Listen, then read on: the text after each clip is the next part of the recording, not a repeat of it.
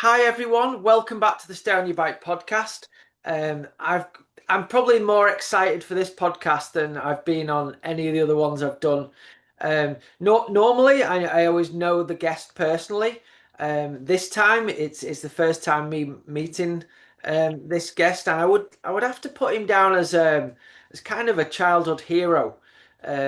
Growing up racing BMX back in the 80s, I used to be so excited to get BMX Plus magazine. And honestly, the first thing I did when I got the magazine was rush through the magazine to the comic strip, and the comic strip is Radical Rick. I think people that know me well will know I've always been a big fan of Radical Rick. And so, without further ado, I'd like to welcome on today's guest, the artist of Radical Rick, Damian Fulton. So nice to meet you, Damien. What a pleasure, Nigel. And thank you for that introduction. I really appreciate it. No worries. Well, as I say, I mean, sitting here now, I'm in my 50s, but I'm still excited to talk about Radical Rick. It made that much of an impression on me, and I'm sure thousands of other BMXers Oh, back in great. the day. So, Thank you. I have to share with you, it's so unusual for me. I'm having this like beautiful renaissance. Last year was the 45th anniversary of when I first drew Radical Rick, end of 1979. wow. And so uh, about, I don't know, maybe 10 years ago, when you were 40, Yeah. uh, Yeah. friends started sending me stuff like, pictures of guys wearing with Radical Rick tattoos and bootleg shirts and banners and merch and, you know, Yeah. and I went, oh my gosh, Radical Rick, which I really hadn't done much of anything with since 1993. Okay. Now, by the way, Radical Rick went on in reruns. They ran it in the 2000s again when BMX got big again. They said, "Hey, can we run it again?" So we kind of ran it. I wasn't drawing or writing it anymore, Uh-huh. but that was like a little bump in a resurgence in the 2000s. And then guys like you who just remember reading the magazine and you're old enough to be nostalgic, and suddenly Radical Rick is back. It was really an exciting period for me. I hadn't really been engaged, and now it feels like it's just a really exciting time for Radical Rick right now. Yeah, no, it's awesome. I follow you and what you're doing, and I see all the BMX kind of like radical, old school BMX stuff, and they always, show pictures of Radical Rick and stuff. And I guess, you know, like me, I did BMX in the 80s, then stopped doing that when I was kind of 17. And then it kind of died even more in the UK, I would say, than it did in the Yeah. States. And then it kind of came back again. But just take it back to the start and how you came up with Radical Rick, and what were you doing at the time? Obviously, you've always been an artist, and I have so much respect for people that can draw comic strips. It's like it would be I think out of anything, I'd just love to be able to do that. It's so cool. Well, you are. Let me. Okay, I'm going to ramble, Yeah, no, it's and you fine. you stop. You say, "Hey, wait a second. What do you mean by that? Whatever," because Yeah, that's that's a big chunk of an important part of my life. That's all I can say is yeah. um, I'll give you a little bit of backstory, and if I bore you, you say just kind of go hurry up. No, But anyway, don't worry. you know, my story is like everybody's story back then is everybody rode a bike. Every kid rode a bike. Mountain bikes weren't invented. 20-inch bikes.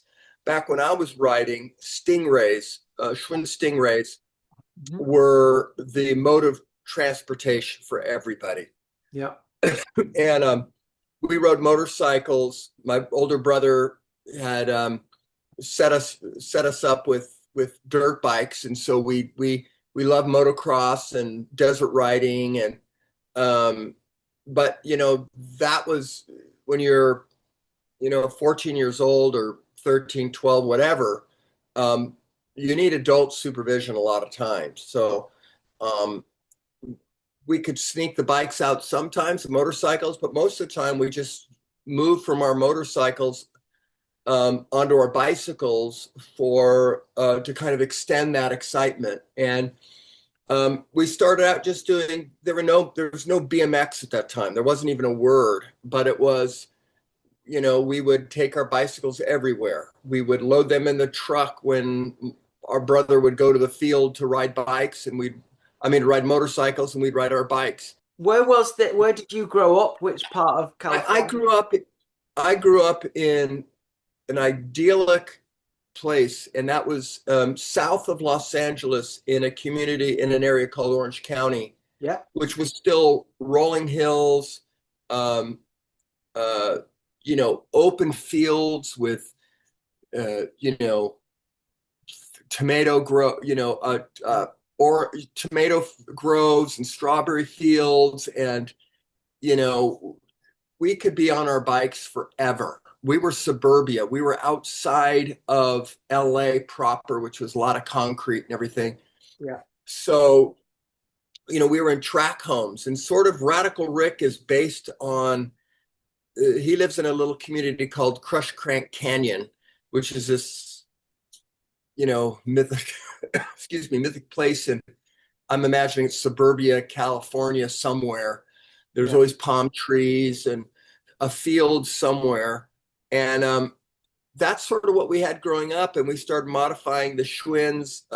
We put knobby tires on the front and the back. And we started, there was no proper gooseneck. So a friend of ours weld our goosenecks to our handlebars, put a angle iron across, because you remember BMX or Schwinn had the large bars, and Yeah. then you'd land and they'd pull. So we do crossbar. Anyway, these modifications, little modifications. The coolest thing I did, I'll have to send you a picture, is that we did was we fiberglassed the top tubes. If you remember, the Schwinn it mimicked the curve of a beach cruiser, and it had a top tube that was curved, then two small tubes, and we'd fiberglass that in and paint it so it looked like a gas tank. You could Wow. put, like, I remember I had Husqvarna on No way. my decal Yeah. on my bike. So cool. Yeah. But so that was our background, and of course we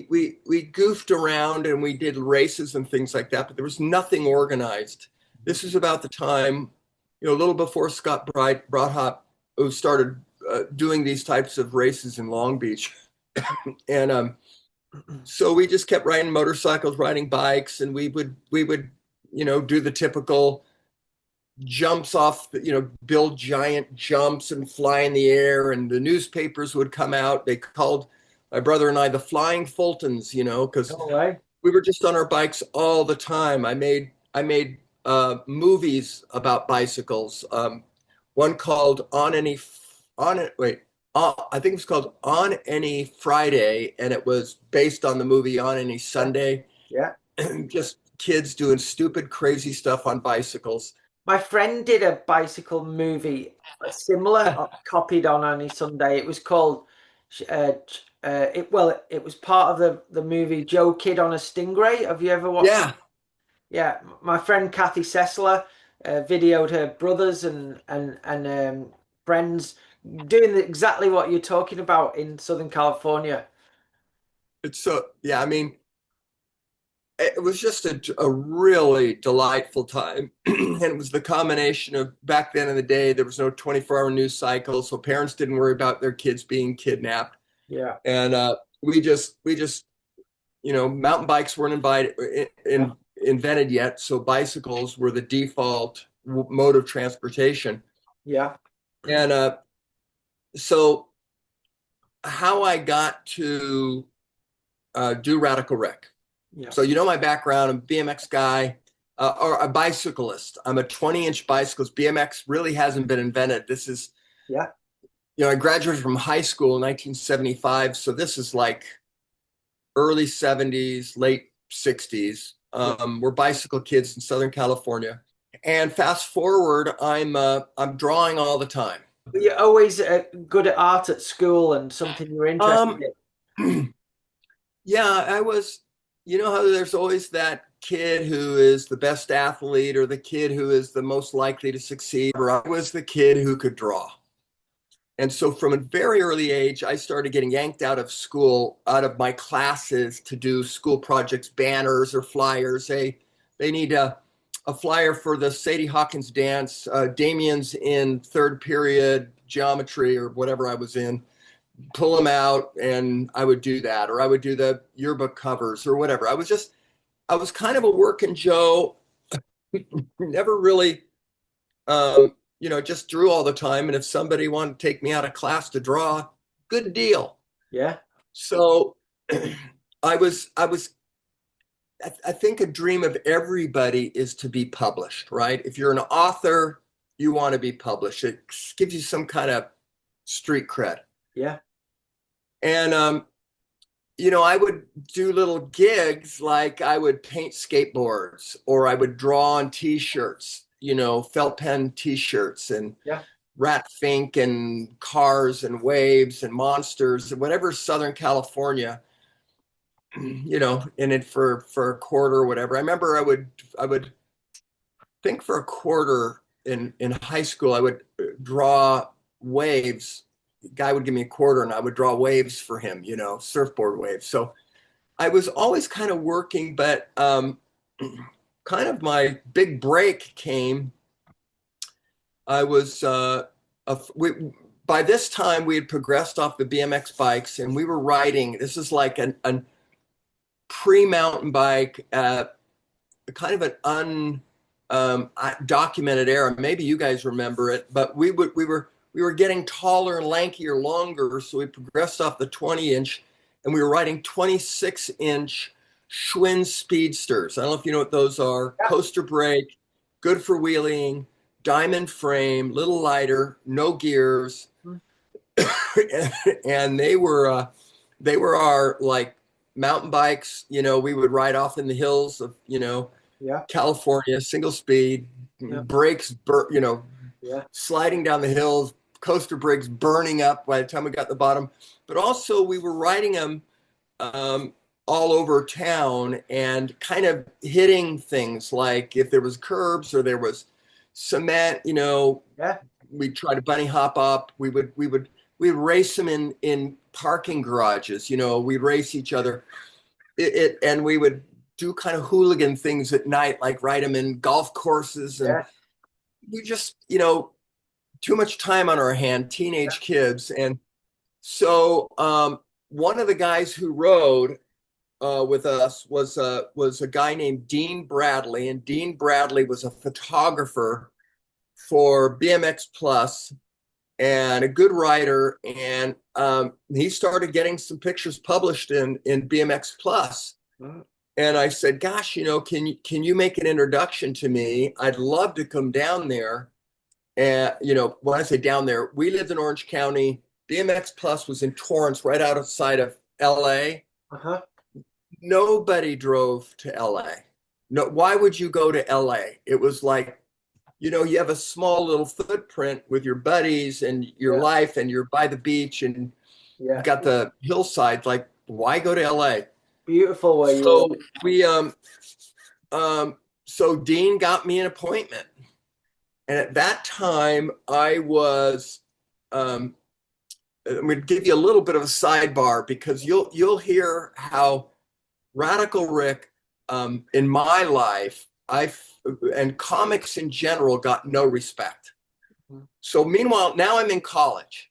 Yeah. And I'm learning art history and I'm learning 2D design and I'm learning, we have these critiques where everybody's talking about the pain they're going through as they do their work. And we're studying Impressionism, Expressionism, Cubism, all this stuff. And I'm the guy who can draw. Yeah. And everybody else can fake these styles, but there's no place for a guy who can draw in college. You're supposed to be so you know, uh, uh, separate from representational art, illustration. Oh, pooey, you know. And when did you first Oh, figure out you could draw so um, well? I would say, to be honest with you, my parents were really, thank God for them. They were awesome. They started when I was a little kid, like at 2 years old, two and a half. I've got some drawings they saved. They started saving these drawings. They're going, something's weird. This kid is like doing complex, they're all stick figures, but they're complex, there's storytelling in them, like they're recognizing the characters. And so I would say I didn't know it. I just drew all the time. I remember in kindergarten there was a squiggle exercise where the teacher would do some kind of mark on paper and you had to try to Make make something out of it, and I could nail it. I guess in kindergarten, which you're about 5 or 6, and I remember getting a lot of accolades, like wow, none of yeah, the other kids can do. I think I turned one into Donald Duck, and it was like, how did you do that? But it was just what I did. I could extend either, watching movies. I could come back home and draw what I remembered of monster movies, or I could read a comic and then I could come back and draw. I could just extend that through drawing. And just like kids playing make believe, I could play make believe with pencil and paper, not really for kind of selfish ambition, yeah. just because that's what I love doing. Does that make Yeah. sense? Yeah. What I want to ask you, because as I said earlier, it's something I would love to be able to do. Because when I was younger, we drew a lot as well. Yeah, We didn't have computer games and all that stuff. We went out on our yeah, bikes. Then when the weather was crappy, we stayed in and drew and stuff. And I could always draw pretty well copying things. So yeah. if I remember going to first year high school and we had to draw a old boot and I drew it. So I would have been 11, and the teacher was like, "Wow, that's good enough to pass, your graduation exam." And I was like, "Cool," Well done, Nigel. but I can't draw things from my mind. Like I have to copy Yeah. them. And how do you do that? Is that just something You know natural? what, Nigel? You just touched on something I never thought of before. I never thought of that before. I was never interested in to copy something. Later on, I did, and I use reference all the time now. I can't live without it. I love it. The geometry of a bike is tough. Yeah, Photos really help.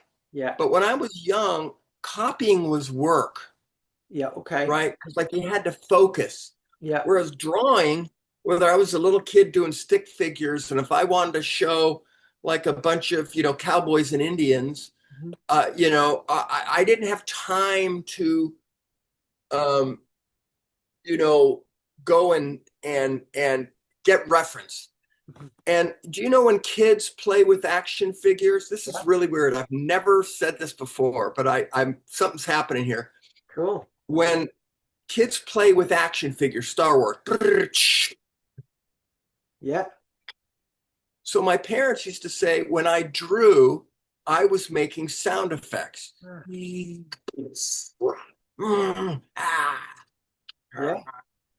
And that's the difference. I think I've never articulated this, but drawing for me was playing.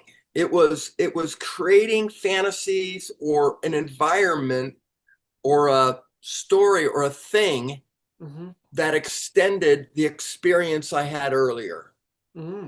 Yeah. That's the best way I could. That's how I learned to draw. So that's how I did it. I was a terrible copier. A matter of fact, funny sidebar, second grade, I'm in Catholic school, Uh-huh. and I just told you I hated to copy things. I didn't hate it. I just wasn't interested. I was doing my own thing. Yeah. And in the newspaper, there was a fashion ad of a drawing of a guy playing tennis in the newspaper. Yeah. Um, and I remember I drew the guy, and it looked like, instead of my typical things, he actually had proper anatomy or something, and he was in a pose. Uh-huh. And I remember taking that to school and lying to the teacher, Sister Mary Celine or something, and saying, "Yeah, I drew this." And she goes, "Oh, it looks like a magazine ad." I go, "No, no, no, no, no. I drew it out of my head. I didn't copy, because copying was bad back then. Copying for, like you did, looked at a photograph. That's a drawing exercise tradition forever. There's nothing wrong with it. There's nothing bad. But if you copied somebody's paper, if you cheated on a test and you copied, Yeah. or if you plagiarized, bad. So somehow I lied my way through that. And I think I'm sure, 7-year-old kid was not very convincing. I don't think I fooled anybody. But anyway, long story short, you asked me how do I come up with like the stories and why do things happen? And Yeah. so much of it was just an extension of play. Wow, that's cool. And did you have to like, so for instance, you come up with a comic strip of Radical Rick and a little story. Obviously it's Rick on the bike and he's, jumping out of the skate park bowl or whatever. Is that just is all those pictures of all those things in your mind and you can just put them onto paper? Yeah. I mean, the way it works, it's so funny. I just happen to have the sketch here. Yeah. Like, this is me um, figuring out, like, I want Radical Rick in a dynamic pose. And a lot of times I want to do it so it doesn't look like it's a photograph. Like, it is extreme. And so, like, I will just take a wild stab. The geometry's wrong on the bike. And like I said, BMX bikes and geometry are so tough. But I start with, I mean, it's so funny. Look at this. This is, I don't know if you can see this. I'm going to bring it a little closer. It might be blurry, but a lot of times my Yeah. drawings start out as chicken scratch, as Yeah. the tiniest. Let's see if I have anything else here. Before it looks like this, Yeah. before it looks like this, it's just a little noodle. It's a little, I call it a thumbnail. It's just a, so what I would do is, if I was going to lay out the magazine, I knew there was 2 pages, a Yeah. left and a right page. I knew I wanted to have a masthead, Radical Rick at the top. And then usually the top above the Radical Rick would be a little like reminder what happened last month. And then I would break up little boxes, and then I would go, okay, I know I want Radical Rick to be inside a limo, and a big manager is trying to convince Radical Rick that he should sell out and ride for him and endorse all his products, and he could be a millionaire. Yeah. So I know, and then I got to know from that point to the end that Radical Rick would reject all that, because the desire to ride is higher than any kind of monetary value. And Cool. just the thought of being distracted is so uncomfortable to him that he has to break out of the limo. And in this case, the only way he could break out is there happened to be an exercise bike in this giant limo, and he just gets on it and pedals and bursts through the door. So No. I had this sort of basic concept, a basic, what if this happened in the beginning and what if this happens at the end? And then I sort of know certain things have to happen, and maybe there's one particular frame where I want to have it really explosive, this moment. And so then I start with these little tiny, chicken scratch drawings. Yeah. And then I take each drawing of Rick or MX Mug or Scuzzer Switchblade, and I place them sort of like, like when you ever see those movies where they have war games and they have a big map on a table, Yep. and they like shove this one, put this army over here, and then we can bring our missiles over here, and you can Yeah. kind of arrange everything on this sketch. Uh-huh. And then once I have it sort of this little thumbnail map. It's like a map. I take that and then I pull out my paper, Oh, wow. and I would draw it bigger, like oversized, like the page of a magazine might be like 9.5 by 10 and a quarter. I don't know, whatever it is, 8.5 by 10 and a quarter. And then I would do it like double the size because I could get all the detail in. And then when they reduce it, it looks like I'm really a good drawer. Yeah, got you. And so when you've done that in the bigger scale, what happened then? Did you give that to the publishers and they scale it down? Is that how it worked? Yes. Yeah, Yes. Back in the day, they didn't have, nowadays they have really big scanners and they can scan them. yeah. But back then they used to do a drum scan. Let me tell you, this is so funny. That's the technical side. Yeah, they take it, they scan it, and reproduction, boom, it shows up in the magazine. Yeah. What's really interesting for me is, now that looking back, is it was published once a month, Yeah. right? And I live down in Orange County. Hmm. So once a month, Yeah. and then I'll go back if you're interested, and I'll tell you how Radical Rick, the character, came to be. But Definitely. once a month, once I got going, um, it was a ritual that I did for 13 years. Mad. And what it was I would, in the early years, I was in Orange County, and I would drive up, I would paint it all out, and then I would fold it up, put it in something that would protect it, and then I would drive up to LA, Uh-huh. and it'd be about an hour drive, and then I would go into the offices of BMX Plus. And that was a whole cool thing too. I got to tell you, it was so great. It was in a warehouse, bicycles everywhere, just a great buzz whenever you walked in. Because Wow. I entered in 1979, and the sport just like, Yeah, just took off. And so every month I'd come in there, there was a new thing. The magazine got thicker, more sponsors, more energy, competing magazines, and then the drive to be better.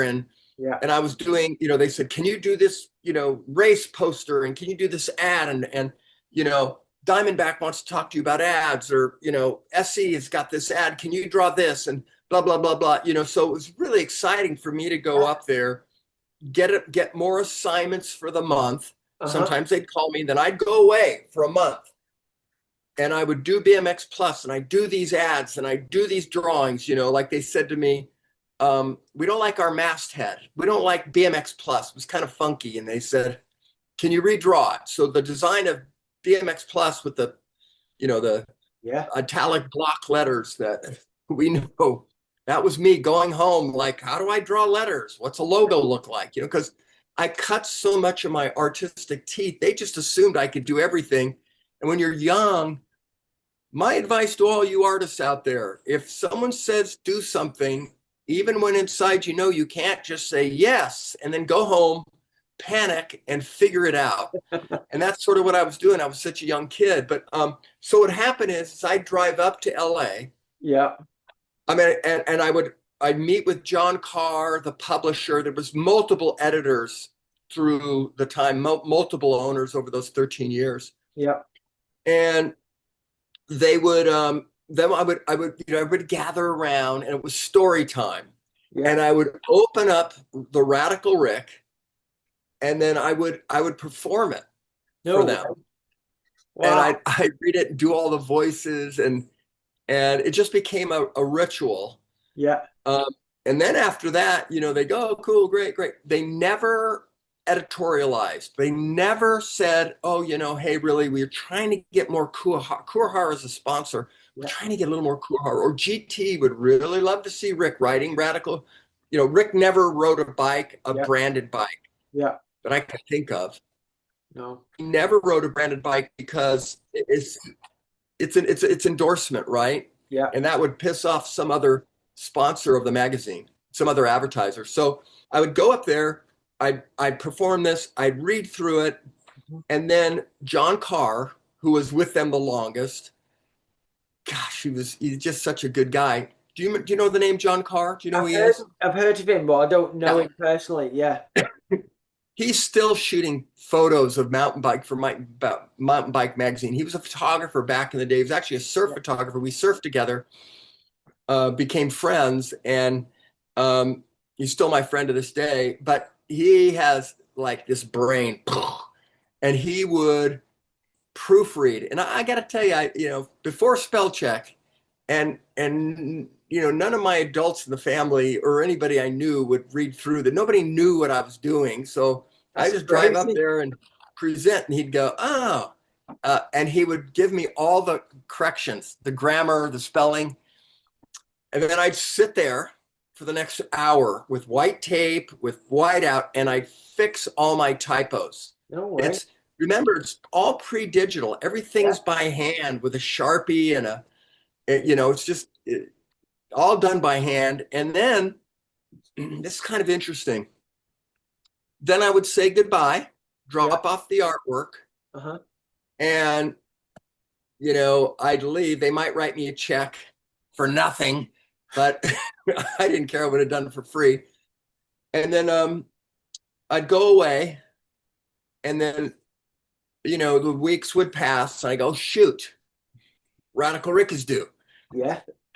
So I would, in between my studies in college or whatever I was doing, through the years, raising a family, having a job, Yeah. doing 100 other projects, growing in my career in other areas, I would go, oh, shoot, I got to get Radical Rick. And now what I'm doing is, got to remember, I couldn't just open up the magazine and see what I had done, because the magazine takes like 30, 40 days before Yeah. it comes out. Yeah. I drop it off, goes into production, they build the magazine, they ship it off, Yeah. they print it, it goes into distribution, and then it lands on your newsstand. So I wouldn't know or remember exactly what I did the No way. previous week, because I gave up, Yeah, you've given the it all evidence. to them. Yeah, there's no copies. There's no like backup copy on your computer. Now I probably should have like back then they had Xerox. I should have Xeroxed it, but I didn't think of that. So I would remember, oh yeah, remember last time he bursts out of a limo Yeah. and he's on the exercise bike and he just has to be free. So, and I remember in the limo, the guy was kind of a fat guy with a comb over and he had a cute secretary. Okay. And I kind of remember it, and I'd start the story again. No way. Brilliant. And a lot of times it would be, I might have, 6 episodes, half a year that would connect. Yeah. And then I could either it had a natural resolution, or I got interested in something else and I would start doing it about that. Yeah. So that's how it happened, month after month after month after month. Never missed a deadline. I one time I had to hire an artist.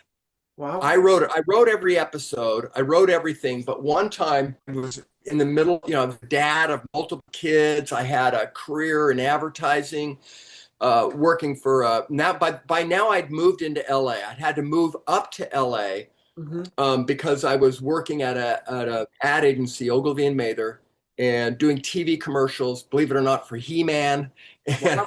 Hot Wheels and all these No way. Mattel products. And yeah, really crazy. It's funny is I got the job because of Radical Rick. If you think about Radical Rick, it's basically a storyboard, right? It's like a story with little images. So when I showed them, when I tried to get a job in advertising, when they saw, after looking at all my stuff I thought was sophisticated, and I didn't want to show them Radical Rick, in the back of my portfolio, now I'm in LA on Wilshire Boulevard in a high rise, probably the highest high rise I'd ever been in my life, and No way. presenting all this work to them in hopes to get a job because I'm a dad now. And Yeah. thank God I had an episode of Radical Rick with the Tackalack in it, and it had a car. And one of their accounts was Hot Wheels, and I was the youngest guy, and they were just, you did this, yeah. You drew it, yeah. Who wrote it? Well, I wrote it. No way. Wow. So Wow. I wouldn't have gotten the job if it was, again, Radical Rick, saves my butt. But anyway, yeah. So Radical Rick would be, I would be doing Radical Rick every month, and then, but at one time I got so slammed, so busy. I just knew there was not enough. I was out of sleep, out of time, out of coffee. And I got a guy from Marvel, Alfredo Alcata, who did a bunch of swamp, used to draw the swamp creature. What's a Oh, yeah. swamp thing? Yeah. And Yeah. man, I went, he had an apartment on Wilshire. I went to his house. I had my little sketch, you know, like I was able to do the thumbnail. Yeah. And then I showed him a bunch of back issues. Help me, help me. And he did it. And he did it. You know, he draws different than me. And it's really Yeah. weird. If you look at it, it's the one episode where you go, It's different. Radical Rick. He just No looks way. a little weird. But And I delivered stuff on time. what year would that have been?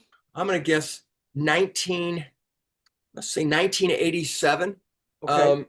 And I remember it had mean ink in it. It had Dr. Pure Inflation, and he was trying to convince, I think, MX Mug to join his side to leave Radical Rick or something like Yeah, that. I And remember that. I remember it that. was okay. Yeah. And where on earth did you get your influences from for your characters and the storylines? Where did Okay. that come from? Okay. I want you to think 1979. Yeah. What is the biggest movie of that? The biggest franchise, the biggest So, IP in the time? so 79. Uh I was only like 7 then. So Biggest movie, biggest, and to this date, it's one of the greatest franchises, biggest, most like Star Wars and stuff. boom. Yeah. Okay. That was the first, So, that was my second ever movie I went to watch was Star Wars. yeah. And, and my funny story, we used to go into the local cinema where I grew up, and they used to come round. I don't know if they did it in your cinemas. They used to come round with like ice creams and stuff that you could buy at the front, and Oh, yeah, and then they had like I think it was a little break in the middle, and you could buy your ice cream, and then for some reason when the movie finished, and it's a long movie, uh, I was that stoked on it. My dad sat with me again, and we watched the whole thing again back to back. yeah, yeah.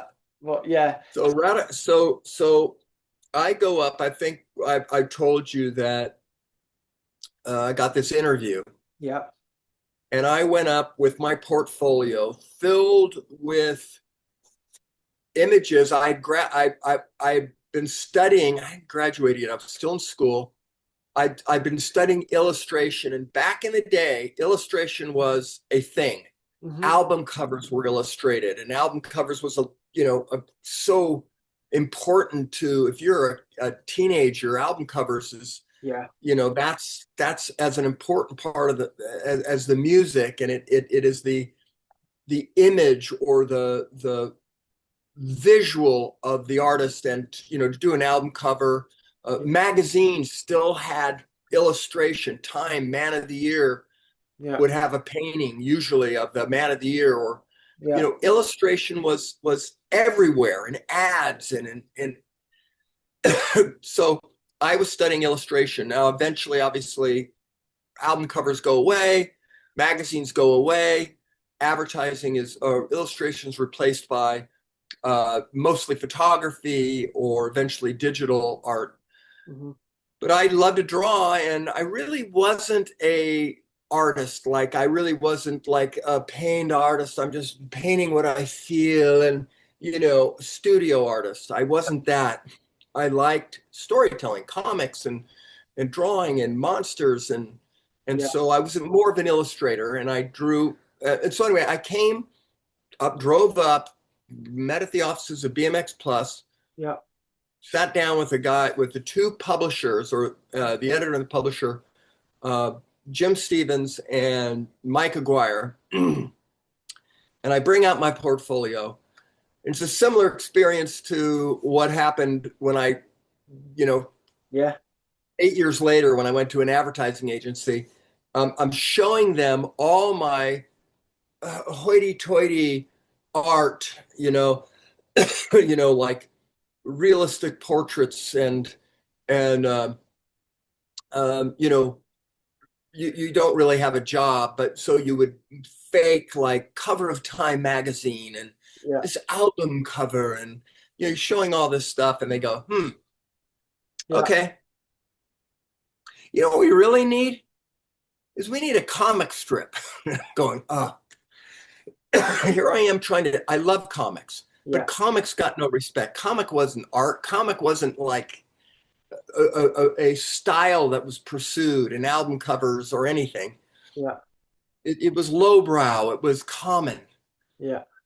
And I went, oh, dang, these comics, what I love doing, yeah, I could do that.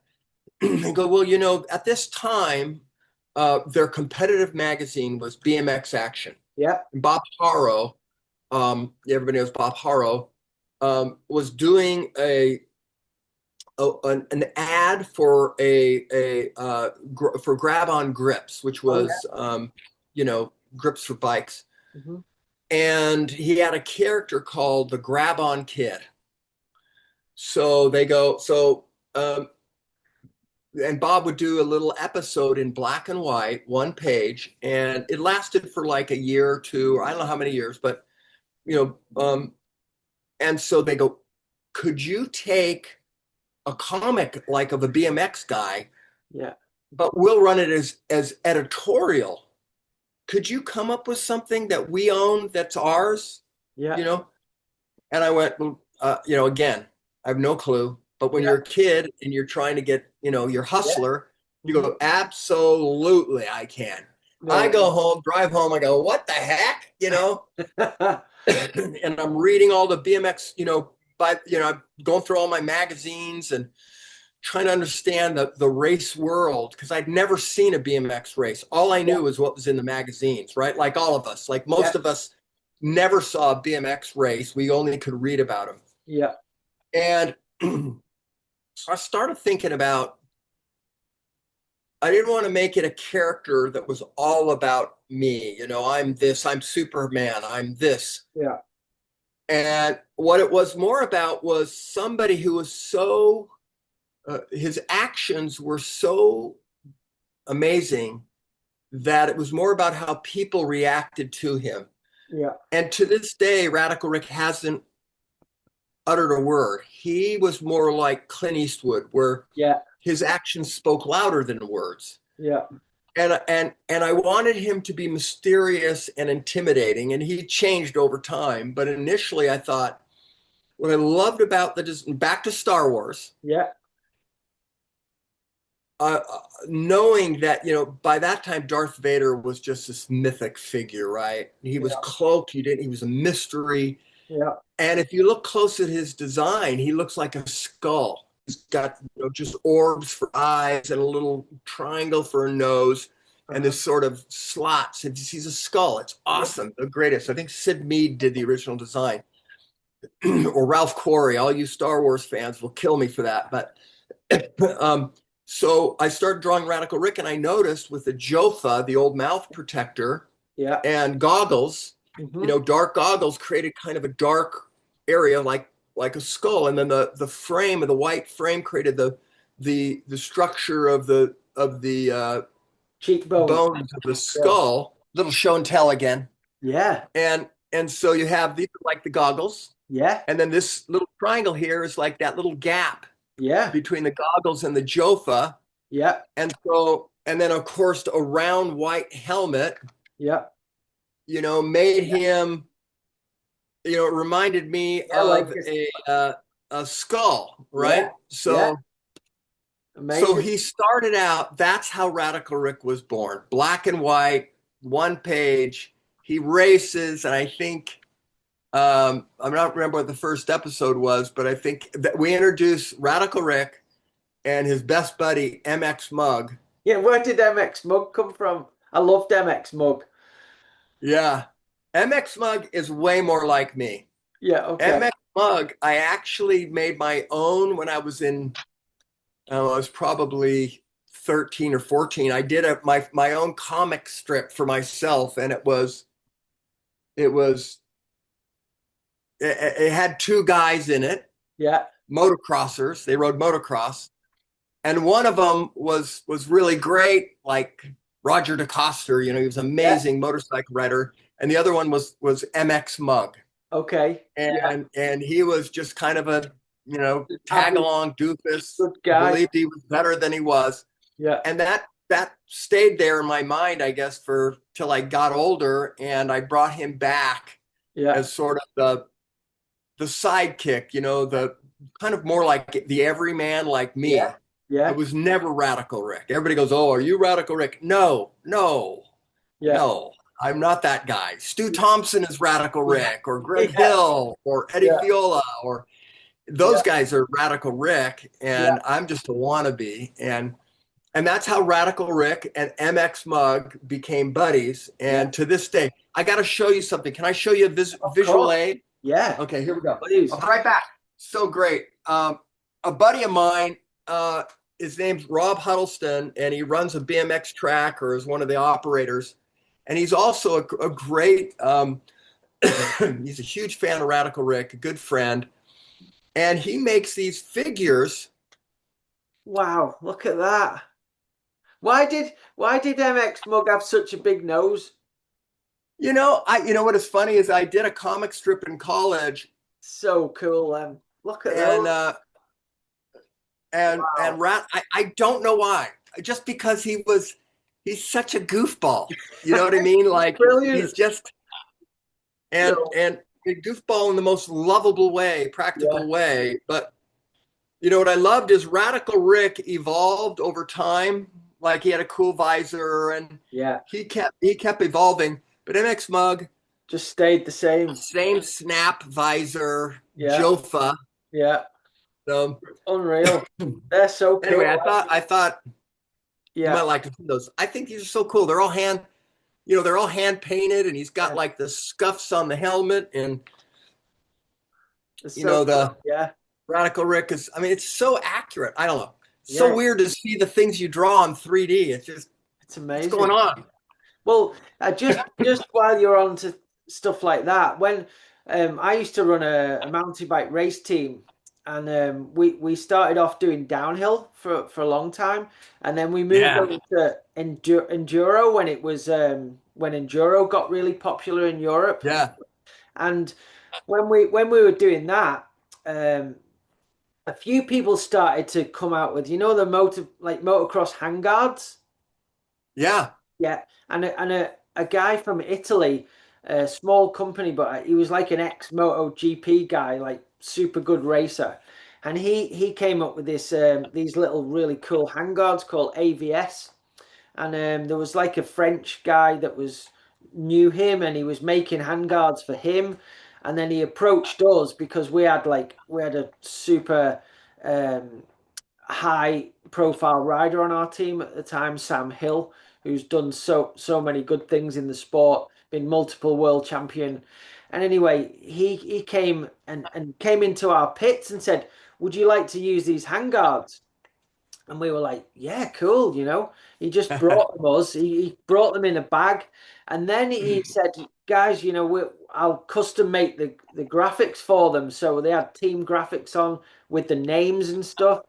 And at the time, I was the team manager, but I started racing in the Masters World Series. And he said, "What do you want on yours?" And this is what I got. So cool. Yeah. So like So cool. everyone had like the names, and like Sam had his world titles on, and I was thinking, Okay. what do I want? I don't want my name on mine. And I just sent him a picture of this, and he brought these up. So I hope you don't mind that I stole your No, not at all. story. You know what we'll do? I'll tell you what, if you like, send that to me in the mail. Yeah. And if you can figure out return, I might be, well, shoot, I'm going to London, but yeah, it's a long way. But I always tell people, if you send that to me, Yeah. I'd be happy to autograph it Oh yeah. and package it back up. You put return postage in, and I'll make it probably too expensive to send something like that. But a lot of times, or sometimes, people, Yeah. especially in the States, will mail me odd paraphernalia, No way. and I'll sign it. Unreal. Well, Yeah, or I brought my family out to I spent a lot of time in Southern California when I was riding. Gosh, where was I? I should I have known know. you. I would have. You Yeah, I could have mean, come in and looked at the mighty art studio well, filled with next junk. next time I come, I've got to come and see it all. That would be so You cool. better, you I, better stop by. I will. By the way, I officially pronounce you as rad. You Oh are no, one rad dude, and I want from you let everybody know that the creator of Radical Rick pronounced Nigel Page the rad ambassador in Scotland. unreal. Thank you very much. I'm probably more like MX Mug though, to be fair. But That's funny. and one other little thing, like as I say, I used to enjoy doing art stuff, but I'm not an artist like you. But the other year, I think my son was doing a bit of drawing, and I just started like sketching some stuff, and then I was like, what can I do? And then I used to like a series when I was young. It was called The Professionals. It was like Yeah. a detective cop thing when I was a kid, and it was so cool. Anyway, I was like, we actually did a team video once, and we based it off The Professionals. Like we reacted it. Yeah. It was pretty cool. Anyway, I started messing about, and I printed out a picture of the car that they had. They had a famous car in it. It was kind of like the UK Starsky and Hutch, if you Yeah. know it. Okay. Yeah. Right. Right. So I printed out the car and the two cool guys, and then I'm thinking, what can I add to this? So then I printed out a picture of Radical Rick, and then I did a little bit of drawing, and I made this. I don't know if you can see it. Oh my gosh. Dude, I mean, I am humbled. I am so humbled that you would, I mean, you know, I got to tell you, that's well done. That's so fun. That's so personal. I get it. I love it. I drew, what's weird, Nigel, is like when I was a kid, Yeah. I would draw my favorite characters, Batman, and I keep saying I draw Frankenstein. To this day, I still, when I'm doing doodles, like they'll pop up in my drawings. And um, I mean, I'm kind of lost for words. I really think that's wonderful that you drew Radical Rick. That's great. Or you did that composition. It's like, I don't even know what to say. Thank you. You are rad. You are rad. You are double rad. No, I just love it. And to this day, I still love the character. I Oh actually man. just before we had the COVID, I Yeah. must have been midlife crisis, but I Yeah. went and got a tattoo, and I like I say, I have things in my mind, but I can't put them onto paper like you. It's really frustrating for me. I wish I could do that. Um, Anyway, so I went to the tattoo place, and I was like to the lady, "Look, I want this, and I want this, and I want this, and I wanted like a story." So like a bit like Radical Rick. But she didn't quite understand what I meant. Um, and I haven't got it finished, but basically I had the podium lady like on Radical Rick, and then I had a famous UK rally car, and then under here, all there was going to be Radical Rick, and I just haven't had it finished yet. And then it says race at the top, and then it was going to have BMX under the car, and then Radical Rick. So I need to go and get it finished. Wow. See, you are an artist. Yeah, but You're I an art. can't You're do it. creating, right? It doesn't. Don't get lost in this. That's there. There is the skill level of rendering, right? Which I Yeah, drew since I was 2, so yeah, I have a little leg up on you. But the yeah, storytelling, that's as interesting and as important. That's creativity, right? That's what I'm yeah, searching for now. yeah, I can draw and paint really well, yeah, but I want to tell stories. I want the work that I do now. Like when I draw Radical Rick, I try to do something that is that I haven't done before. I try not to always duplicate myself. Um, And when I do paintings, hold on. Yeah.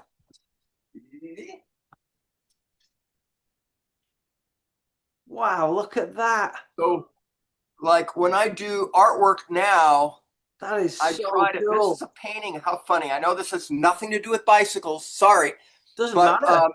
when I do paintings, I try this one I painted is probably 10 years old, Is it? 10, 15 years old, and I keep adding to it That is and so cool. just having fun.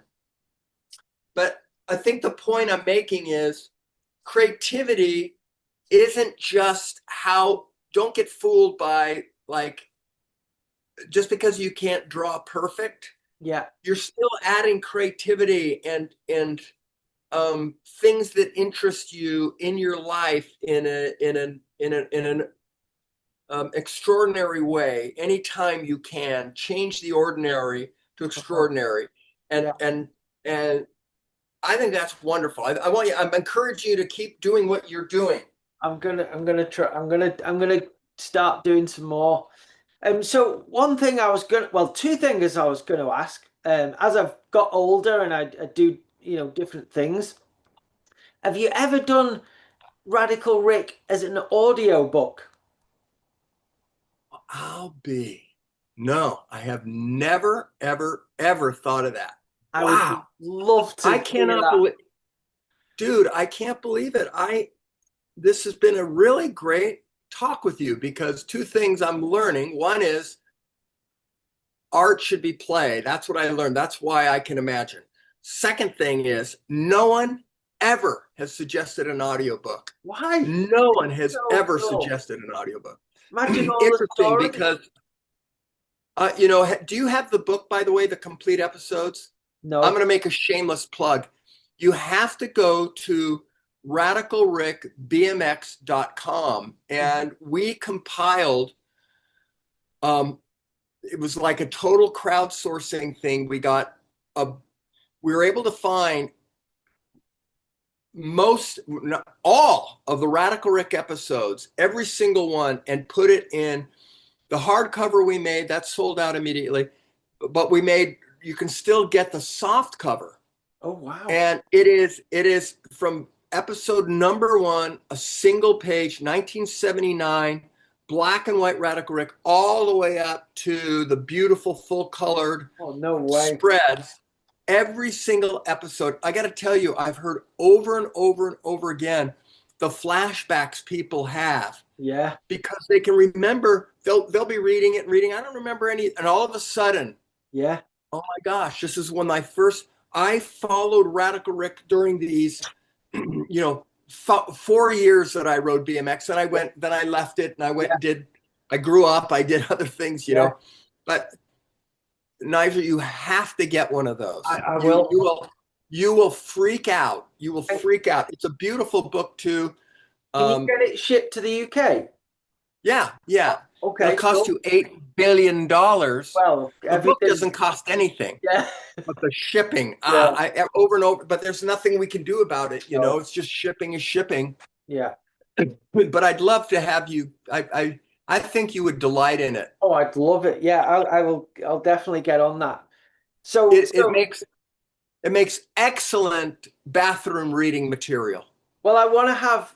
I showed you those images of my little shop I've bought that I'm making, and I want to have. Yeah. I want to have that stuff in the shop, so when the kids come in, and I can bore them to death, saying, "Get rid of your phones. This is what you should be reading and looking at." Oh, Yeah, yeah. great, man. Well, Yeah, and then the other thing, before I forget, I think the audio book thing would be insane, but obviously I ran the race team for a long time, and I'm super still into the downhill World Cup. Obviously nowadays, I watched the Tour de France one. I was never really into road cycling, but I watched the Tour de France Netflix series that goes behind the scenes and yeah. talks about the characters. And then there's the Formula One they did, Drive to Survive. I think it'd be so cool for you to do. the a comic strip with the mountain bike heroes and what goes on the World Cup circuit. I man, I have I don't even know how to respond to that. My life, I would love to do so much, Yeah, I bet. Yeah.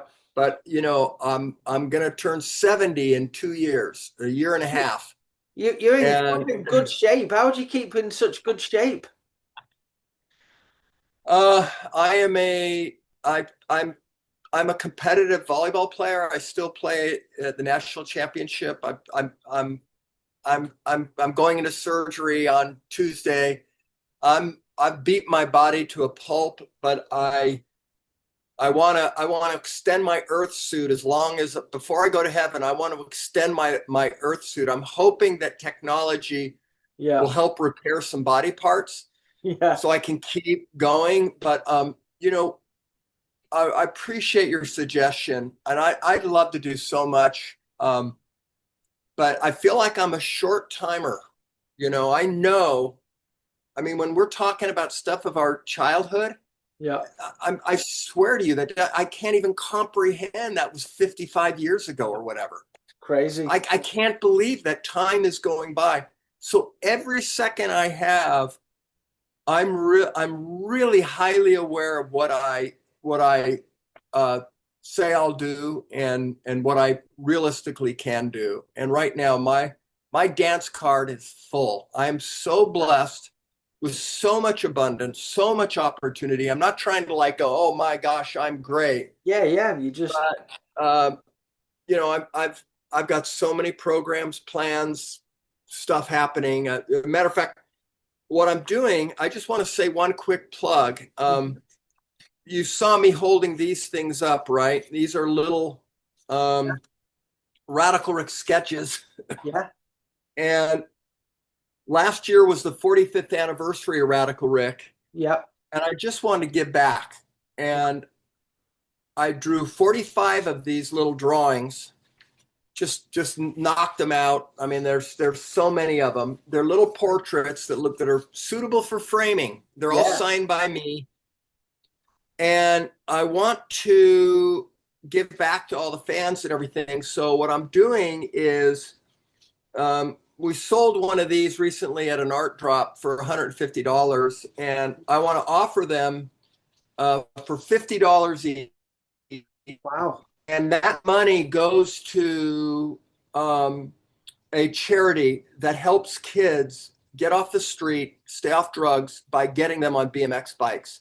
And it's a program called it's Nowhere out in Nebraska. It's the Nowhere compound, and Nowhere, like I said, has got a tremendous history of helping youth. They're a Wow. nonprofit, so everybody who, from as a way of me saying thank you for the 45 years of Radical Rick, I drew 45 of these little guys. Brilliant. And you can have your own portrait of Radical Rick signed by me.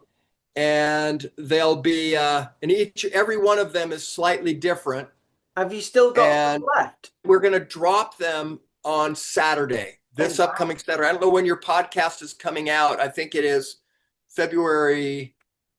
Uh, what is this weekend? Uh, Uh, seventh. it's got to be the 7th, right?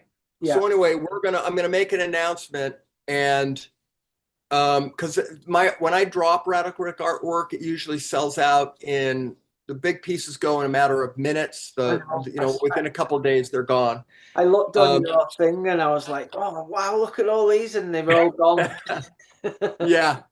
So this is a way of me thanking everybody for 45 years of radness. Last year was the radiversary of Radical Rick. And by doing this, we're gifting. I'm not taking a penny.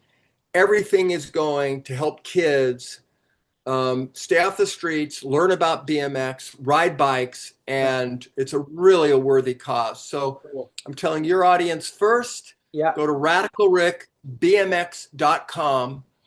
And I hope there's only 45 of these. I hope you get one. Yeah. And I really just want to thank everybody in advance. If you purchase one of these, like I said, the $50 goes directly to nowhere Uh-huh. to help them continue the work they do to help kids. And I think it's a great cause. Yeah, totally. And That's if you amazing. can spare $50 US, and shipping shouldn't be very much, No, that's cool. I love that we'll one. get you one of those. Amazing. Amazing. Good job. That's a great cause. Thank you. Yeah, cool.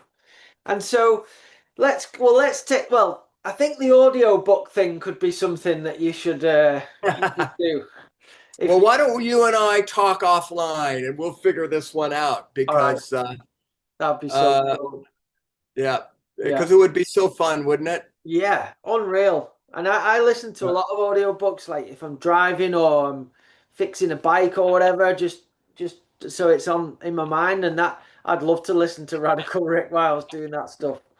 Yeah. Yeah, Awesome. cool. So let's take it back a little bit. So obviously you had the crazy era of BMX Plus, and then Yeah. BMX took a real dive, didn't it? Right. I guess a similar time in the US, which in the UK we always read the American magazines and wanted to emulate those guys, and then the UK ended up with some really fast BMX Yeah. races. Um, but then, I was when I got to 17, like a lot of kids, I raced every single weekend from 11 till 17, and then I got a car, and then I got a job, and I started not riding my Yeah. bike. And unfortunately, I moved away when I was 17 till I was in my mid 20s, and then I got a motocross bike because I always wanted to do that as a kid and wasn't allowed. Yeah. I've heard that over and over. Kids graduated either. What happened if you think about 93 Yeah, is mountain bikes had started.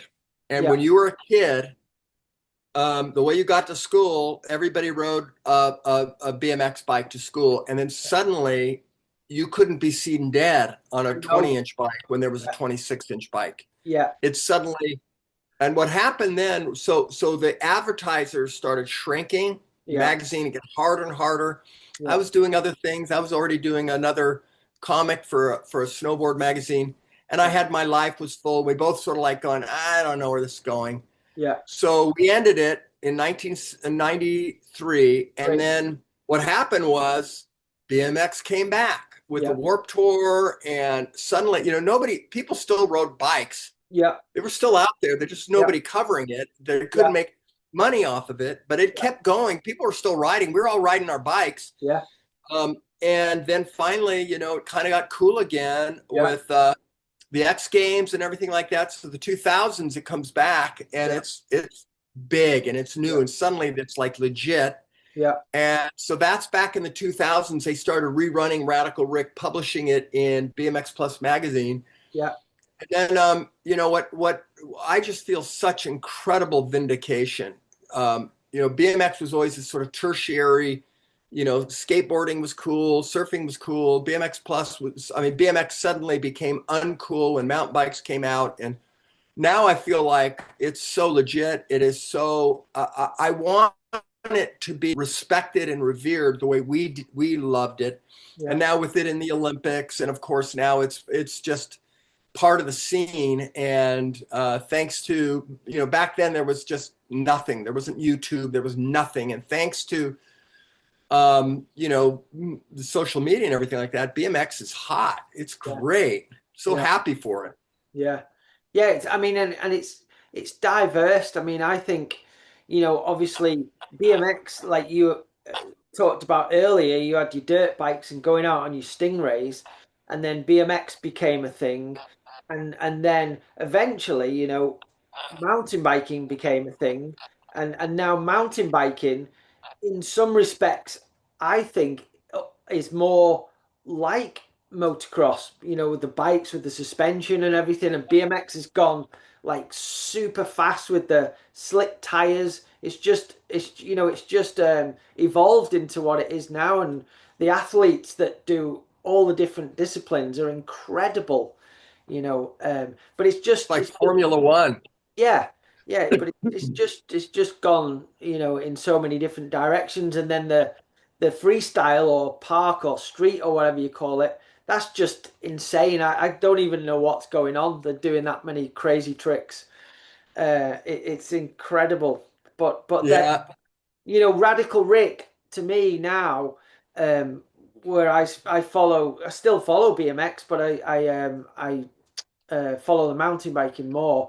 Radical yeah, Rick could have easily evolved into this insane downhiller, or he could do a bit of everything, couldn't he? He was good at everything, so he could yeah. do downhill, he could do slope style, he could do all the massive jump lines that the guys are doing now. He would fit Unbelievable. straight in, wouldn't he? A lot of those guys are ex BMXers, right? Yeah, But yeah, yeah, Radical Rick is, there's something about the dirt, yeah, something about dirt, BMX racing, downhill, gravity, mountain biking, balance, action. I mean, it's beautiful, right? I mean, and I think some of that is lost in some of that gritty, visceral, raw, authentic experience that we had as kids. Just when you look at a BMX race today, um, it doesn't have that sort of. It's so slick, right? It's so yeah. slick, and we're just sounding like a bunch of old people I because know, we I remember know. when guys were wearing T-shirts and Yeah, band shoes.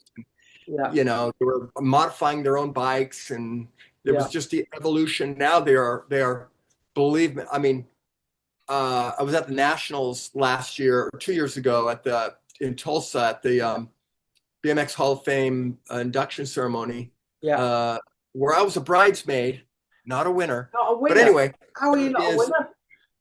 what's that? How are you not a winner? Uh, I don't know. It's okay. I got so much to do. I can't. I really love the Hall of Fame. I love everything. They have an incredible museum there. But when I was there and watching the riders, I mean, it's like ballet. It's Yeah, like it's like okay. like I said, it's Formula One. The technical side of it, Yeah, it it's it's. I mean, it has to be appreciated. It's just evolved so much. I love the technical side of it. And also as far as like you mentioned the street stuff and I mean those guys are acrobatic. I They're know. they're Insane. can't relate to it as much, but I'm so happy because I know what they're experiencing is the same joy we had when we figured out a trick, or Yeah, we could figure out how to method or whatever it is. It's yeah, like those little but now, yeah, I mean, it's like spaceships. It's yeah, like aliens have come to Earth and they are now riding two-wheeled bikes. It's just yeah. crazy. It is. It is. And so, after you'd, moved away from doing BMX Plus Radical Rick, where did your life take you then in your art form? What were you doing mainly? Obviously, you were Yeah. doing other things Well, anyway. that's a great question. I have had so much opportunity, and so what my profession or my career, because I was a dad and had to put food on the table, Yeah, um, because of Radical Rick again. yeah, I got a job in advertising. I worked initially as a art director. I moved up to be a creative director. I worked for a time at Marvel in the development side. Then I directed TV commercials. I went on to direct a couple movies. I'm still directing projects at my age, which I feel like is so amazing, that I'm still getting the opportunity to do projects. I worked in a lot of emerging media, the beginning of VR and AR, and created content for auto shows and press releases. And now screens are no longer just your TV; they're everywhere, right? So I would direct a lot of the content that would go on your screen, and so that always paid the bills. But I always drew. I yeah. always drew and painted, and I do have a fine art. Oh, sounds so, ooh, I need a teacup, fine art. Yeah, Yes. No, I still do gallery work and I still do painting. Hmm. Particularly if you were to go to Google Damian Fulton art, or um, I do Radical Rick still, but Yeah, I do a whole other side, which is more my experience living in Southern California near the coast, yeah, where the surf is, and where yeah, I kind of like where the city meets the sea. It's yeah. just this cacophony of too many people in LA, and what brings these people together, and my experience, Hmm. and I try to put that on canvases, and um, sort of the that's what fuels me now, is I really try to figure out stories that are unique to me, and maybe they resonate with other people. My art Oh, is yeah. not for everybody. It's probably not for your mom. Oh, Warning, kid, stay away from Damian Fulton artwork. But I, yeah, I that's what love it. I love how there's a story and then just the drawings. It's just the best kind of art for me, for sure. I mean, I don't know if you know of this guy, but for my 50th, my wife got me a print. It's like a print. There's an artist in Sheffield, and obviously he grew up similar age to me with the BMXs and the bikes we had. Like our our Stingray was a rally chopper or a grifter. You know, we had before the BMXs come along, and he does paintings. You can buy like an original painting, or then you can buy the middle of the range one is a print that is um, it's framed on a lovely frame, and then it gets sent back to him, and he puts a little bit of detail back on it, you know, so there's like paint on the print. So it's called an enhanced print. It's awesome. yeah, I got one of these for my 50th, and I was like, wow. And and then I ended up buying another one to go on the other wall in the house. But this this particular series is called Shadows, and I think you would like it. It's so in the background it has a shadow, and so the first one I got was a shadow of Clint Eastwood on his horse, but then in the foreground, the main picture in color is a like 10, 11 year old kid sat on his rally BMX bike, and he's emulating his hero in the background. And then the other one I bought was a kid doing a jump on his rally chopper with his shoelaces undone, and in the background is Evil Knievel. And yeah, that's super cool. There's a guy in London named Craig Davison. Do you know him? That's him. That's him. That's him. Yeah, Oh, you have artwork from him? yeah, that's him. Yeah, Oh, he's so good. He yeah, is so good. yeah. I I love it. really admire him. I'm doing a painting of it's so funny. Remember this little, you can't see this again because it's such a horrible drawing. Yeah, that's more like my drawing would be. And what it is, it's a little kid going off a ramp, and he's barely doing a cross up, and then in his head or above him is going to be Radical Rick completely laid out, full Oh, tabletop. wow. So it's very Craig Davison Yeah. and inspired. That's one of the paintings I'm working on. And will you have print of those? What I'll do is I'll sell the original, Yeah. and we may or may not do prints, but if you think that print would sell, maybe I'll do one. Oh well, I'll definitely buy one. So the Radical Rick obviously it's come back big time again. You know, with the guys our age that started buying all the old BMXs and bringing them back and having the shows. I guess that Yeah, all tied in with what you did with Radical Rick. So I yeah. guess you've been invited to some of those rad shows and all that stuff, and it's brought him back again. Oh, it's been last year. I went to the Buckeye Show in the Midwest. I went to Dirty Fest, Yeah, doing posters for all these reunions. It's just fantastic. And I get to see these guys, back in the day, I barely ever saw them. And now I can see them and hang with them. It's just such a special thing. By the way, I'm trying to get over to Great Britain. There's been a couple opportunities. It just hasn't been able to come together. If you know of a major BMX reunion event, hmm. um, I'd love to get over there.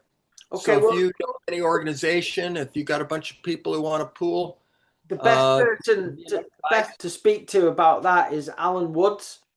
So Alan has a BMX shop in a town called Wigan near where I grew up. Uh, he started his BMX shop when he was like 16, 17 with his parents. That would have been in Wow. like 1980, and it's still Wow. going now. He still does all the BMX, the old school BMX stuff. Uh, Wow. and yeah, Alan's never moved away from BMX in the whole time. Well, tell So Alex yeah, to contact me. I'd be happy to do the event poster. I'll come okay, out there. I'll have a bunch of cool merch. I'll yeah, sign autographs. I'll do whatever it takes. But I really believe I just love the old school BMX, and I love the people that keep it alive and share that with the next generation. yeah, It's pretty yeah. cool. It is cool. It is, and yeah, Dirty Fest is something I'd love to come and see one day. I know Eric Carter pretty well, and I know Yeah, Mike Miranda was a hero of mine when I was a kid, and sure. yeah, yeah, it's cool what they I do. drew the uh, I drew the poster and logo and everything for last year's, and then I did this year's, and it's the four of the guys from the Dirty Knobs podcast on a big mountain like Mount Rushmore, we have here in America. It's just really No way. funny, and yeah. So you'll have to, when you get a chance, come out to California I and know. we'll hang Defo. and Dirty Fest is one of the best for Yeah, sure. it looks good. I watched the videos and stuff. And then just quickly, I wanted to ask you about, you did the collab bite with Haro. Yeah. That was super cool. How did that come about? And was that a fun project? Well, what was really wild was um, over the years, there's been talk about a Radical Rick bike, and it just wasn't right. And then with the whole big bike thing, and the larger 29-inch, Yeah, 26, 24-inch bikes for us old guys, it just seemed like a really good collaboration. And I talked with SE and Todd, and I talked with the guys at GT, and yeah. I talked to the guys at Haro, and they're all really, passionate about what they build and what they wanted. And do you know John? Do No, you know I John don't. Bolton's from Haro? No, I Oh, he don't was know, just an John. amazing guy. He's fantastic. And he was running Haro, basically the BMX division. Unfortunately, in the middle of the project, he left. And but the project turned out, and the bike turned out great. I've got one in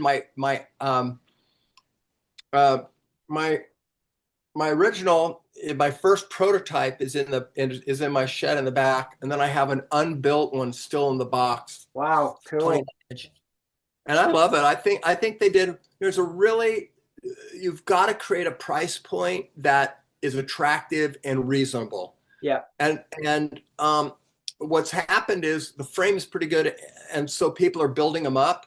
yeah, And the decals, they did really creative scheme. I created little stories that fit on the seat tube, and then had all, just like the magazine, had all these little sort of Radical Rick kind of isms, like yeah, just funny little hidden things they put all over the bike. And I just thought it was a really nice. It was accessorized properly, and and it's a real BMX. I mean, it's a real bike. You yeah, can ride that thing hard. yeah, It wheelies good. yeah. It's good geometry, and it looks great. Yeah, So they good. did different sizes. I think they renewed. I think the 29 was the best seller. They renewed that for another year. Yeah, and they're still out there. I think they're discounted now too. I mean, it's probably the end of the run, but Yeah. it was great collaboration, a lot of fun. Oh well, I'm stoked I've met you, and Me too. I love what you do. It's really been a pleasure to talk with you, and you really have some good, insightful questions. I've done a lot of talks with people, but yeah, I've got those two epiphanies I'm gonna tuck away with me. Oh, good, good. I'm glad. Well, thank you so much, Damien. Like I say, I've really enjoyed this. I could go on rambling for ages, but I'll We'll let do you. it. We'll do a part two Yeah. later on. We'll do a Okay. part two. If anybody watches this, Yeah. which I'm still skeptical of, but if No, no, anybody you sees will. this, you let me know, and then down the road, go, hey, Damien, you want to have another conversation? Let's record it. We can talk about for the next one. We can talk about other things that are happening in BMX, the early memories, riding our bikes, Yeah, and all the trouble I got into, and all the trouble you got into. yeah, yeah. There's a bit of that. What a pleasure, Nigel. I really appreciate you putting this together. I've really had a great time. You're a lot of fun. All And right. can I do a promo for you? Of course, you crack on. Let me say this. Hi, I'm Damian Fulton, the creator of Radical Rick. I know, Love it. weird. And I'm telling you, you got to listen and see the Stay on Your Bike podcast with my friend Nigel Page. All right? Stay rad. That's amazing. That is amazing. That's going to be our new intro, I think. Well, I appreciate what you're doing. I really do. Okay, God bless you. I'll talk to you later. Thank you very much. Bye now. Bye. Bye. Bye. Well, guys, I hope you enjoyed that episode. That was insane for me, as you can probably see. I felt like I was a 12-year-old kid again, and so cool to meet Damien. What a talented guy, and what a super cool guy as well. Flipping amazing. Blown away. Don't really know what to say now. Um, but anyway, yeah, hope you enjoyed the episode. Please subscribe, like, do all that stuff. I'm rocking one of my merch t-shirts here, so if you're feeling like you've got a bit of spare cash, please help us out with a t-shirt or a hoodie. Super good quality ones, and yeah, we'll see you soon. Stay rad. Cheers.